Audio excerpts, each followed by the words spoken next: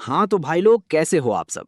आज के अनुपमा के एपिसोड में जो ड्रामा हुआ है ना, देखकर आप लोग भी एकदम हैरान रह जाओगे।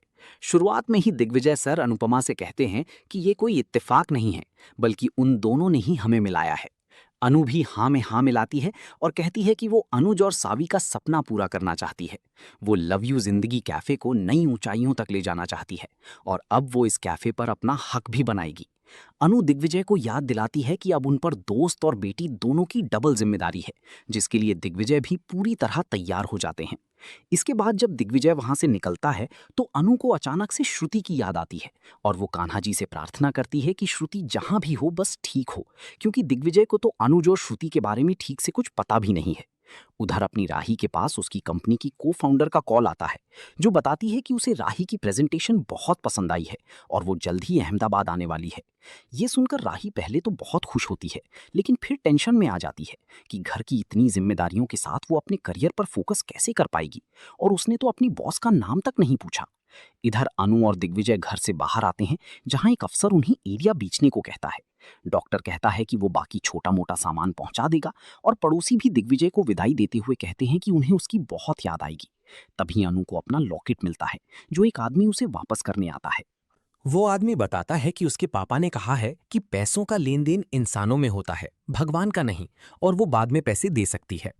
अनु वो लॉकेट लेकर बहुत खुश और इमोशनल हो जाती है और उसे लगता है कि इस सफर में अनुज भी उसके साथ है। दिग्विजय भी कसम खाता है कि जो उसका है उसे वापस पाने के लिए वो लौटकर जरूर आएगा। अब घर में राही प्रेम का इंतजार करते करते सो जाती है। प्रेम आता है और एक खिलौने पर पैर पड़ने से राही उड़ जाती है। राही प्रेम को समझाती है कि गौतम उसका करियर बर्बाद कर रहा था, लेकिन प्रेम उसकी आधी बात सुनकर ही भड़क जाता है। प्रेम राही को ताना मारता है कि वो अपनी उस माँ की तरफ है जिसने उसका पूरा करियर बर्बाद कर दिया, और वो गुस्से में वहां से चला जाता है।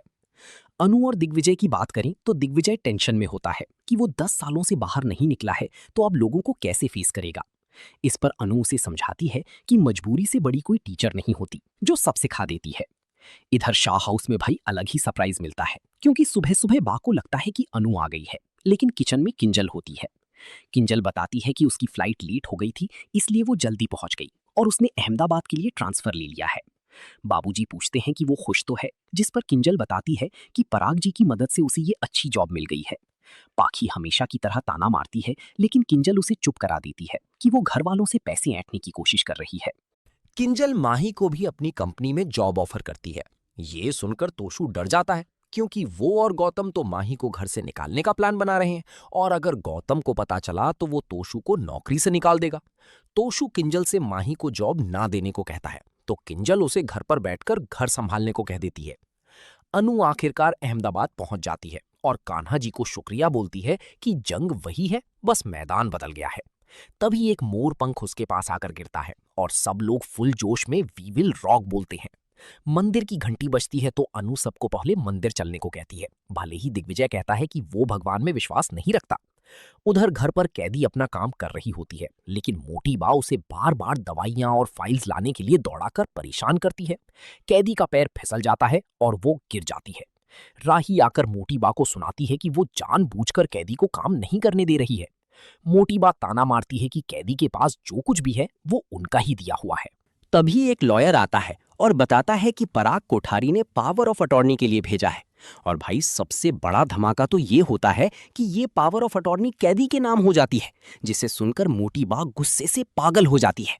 एपिसोड के आखिर में अनु मंदिर के बाहर तितली नाम की एक बच्ची की फूल बेचने में मदद करती है और उसे सारे पैसे देकर पढ़ाई करने को बोलती है। अपकमिंग एपिसोड में भाई लोग बहुत भयंकर ट्विस्ट है, क्योंकि अनु के हाथ से फोन गिर जाता है और उसकी और राही की फोटो में दरार आ जाती है। अनु भगवान से प्रार्थना करती है कि राही उससे नफरत ना करे। तभी वहां एक अनजान औरत भी आती है, जिससे अनु और टेंशन में आ जाती है। फिर वहां सब लोग सीता नवमी का जश्न मनाते हुए डांस करने लगते हैं और दिग्विजय अनु की अच्छाई देखकर इंप्रेस होता है। तो दोस्तों, आगे क्या बवाल होगा ये देखने के लिए चैनल को सब्सक्राइब जरूर करना।